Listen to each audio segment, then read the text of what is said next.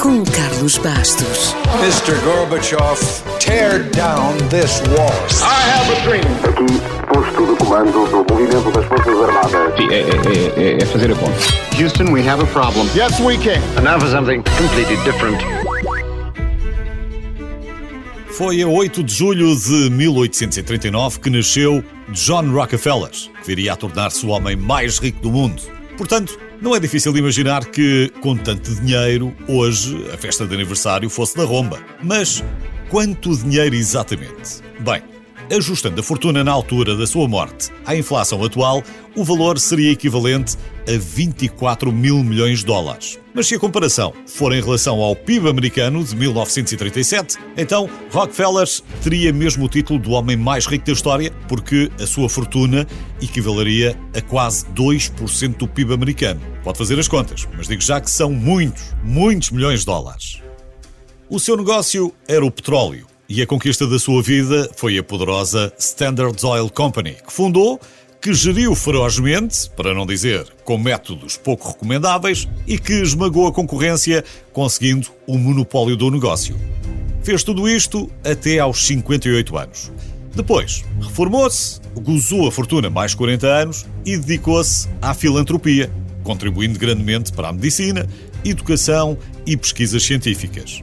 Rockefeller nasceu no século XIX, numa altura em que as cidades já começavam a ficar sobrelotadas. Quando começou a trabalhar, o petróleo era ainda um novo negócio, mas com potencial, já que o óleo de baleia se tornara muito caro para a população. A oferta não correspondia à procura e era necessário um combustível mais barato para a iluminação. E ainda por cima, o petróleo não cheirava tão mal como o óleo de baleia.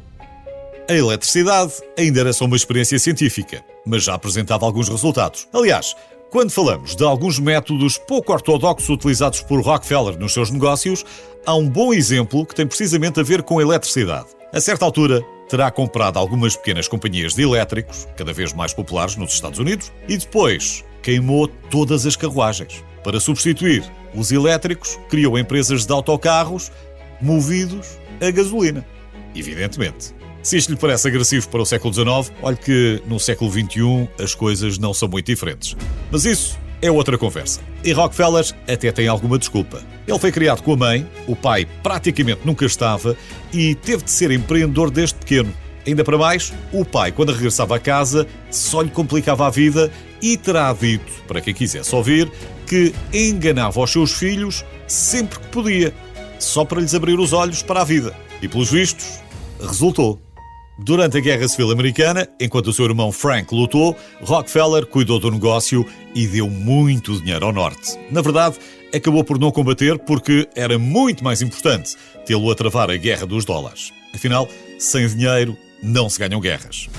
Rockefeller esteve do lado dos vencedores, mas ganhou também a guerra com os caminhos de ferro, indispensáveis para o transporte de petróleo, e ganhou a guerra contra todos os seus concorrentes. Se já jogou ao monopólio, sabe muito bem do que é que eu estou a falar. A Standard Oil gradualmente tinha chegado ao controle quase total da refinação e comercialização de petróleo nos Estados Unidos. O monopólio só chegou ao fim em 1911 por decisão do Supremo Tribunal dos Estados Unidos. A empresa foi dividida e muitas das marcas onde abastece atualmente o seu carro surgiram dessa divisão. Não que isso tivesse tido qualquer efeito na conta bancária de Rockefeller, que morreu em 1937, 2 meses antes de fazer 98 anos, e que já estava a gozar tranquilamente a sua reforma, há 40 anos.